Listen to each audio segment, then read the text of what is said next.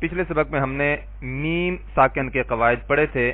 میم ساکن کے بعد میم آ جائے تو ادغام شفوی ہوتا ہے، یعنی ہونٹوں کے ذریعے سے مرج کرتے ہیں، ادغام کرتے ہیں. اور میم ساکن کے بعد با آ جائے تو اخفاء شفوی ہوتا ہے.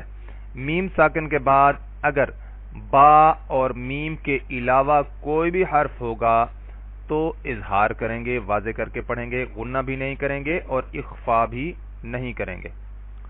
آج ہم نون مشدد اور میم مشدد کا قاعدہ پڑھنے لگے ہیں. نون مشدد اور میم مشدد پر ہمیشہ غنہ کیا جاتا ہے، یعنی آواز کو تھوڑی دیر ناک میں گھمایا جاتا ہے. گھمایا جاتا ہے، دبایا جاتا ہے. ناک کے اندر دبانے کو غنہ کہتے ہیں. جیسے اب آپ یہاں پہ دیکھیں، میم مشدد ہے یعنی میم پر شد ہے، اور نون مشدد ہے، نون پر شد ہے.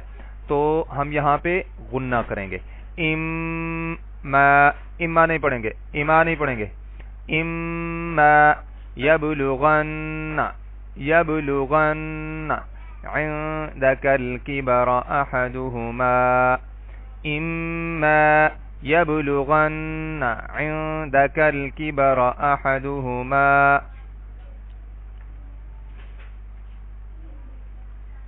اس کے بعد ہے جی لام ساکن کا قاعدہ.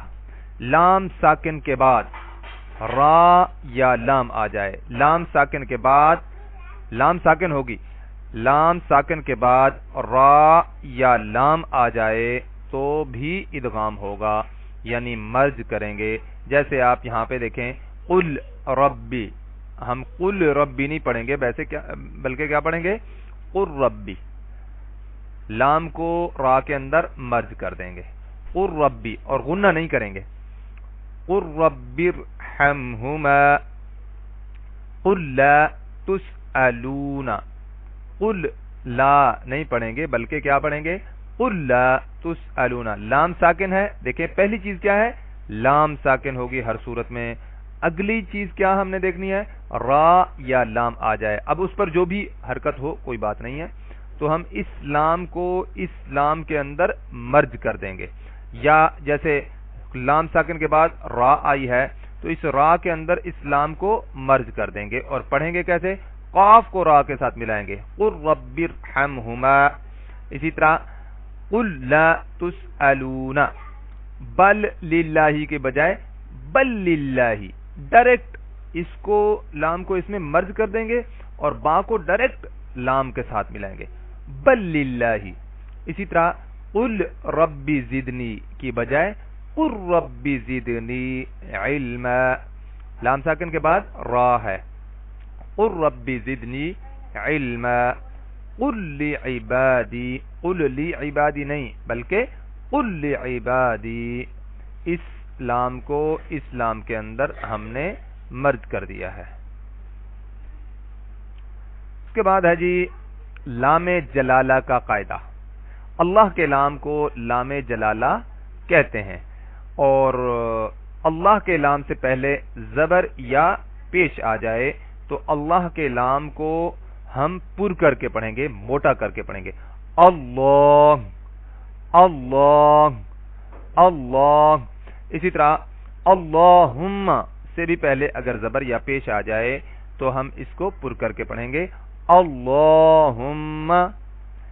دیکھیں اب مثال ہم پڑھتے ہیں نا، هو اللہ احد، قل هو اللہ احد. دیکھیں اللہ کے لام سے پہلے زبر ہے.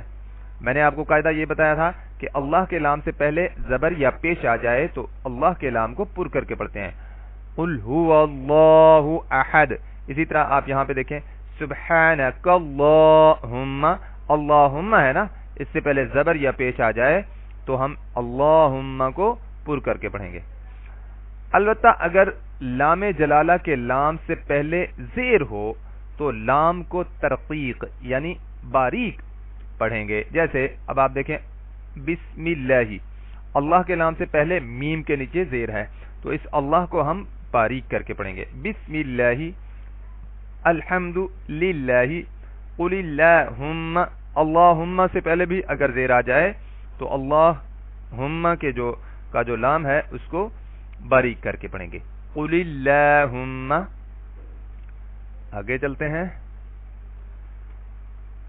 مندرجہ بالا صورتوں کے علاوہ، یعنی اوپر جو ہم نے درج کی ہوئی صورتیں پڑھی ہیں ان کے علاوہ باریک پڑھا جائے گا، یعنی ہر لام اس کے علاوہ باریک پڑھا جائے گا جس لام کو بھی ہم پڑھیں گے. یعنی اللہ کا لام پڑھ سکتے ہیں وہ بھی اس وقت جب اس سے پہلے زبر یا پیش ہو. اب یہاں پہ دیکھیں واللیل علم القرآن خلق الانسان، ہر لام کو ہم باریک پڑھیں گے. آج کا ہمارا سبق یہاں پہ مکمل ہوتا ہے. سبحانک اللہم وبحمدک نشہد ان لا الہ الا انت نستغفرک ونتوب الیک. السلام علیکم ورحمۃ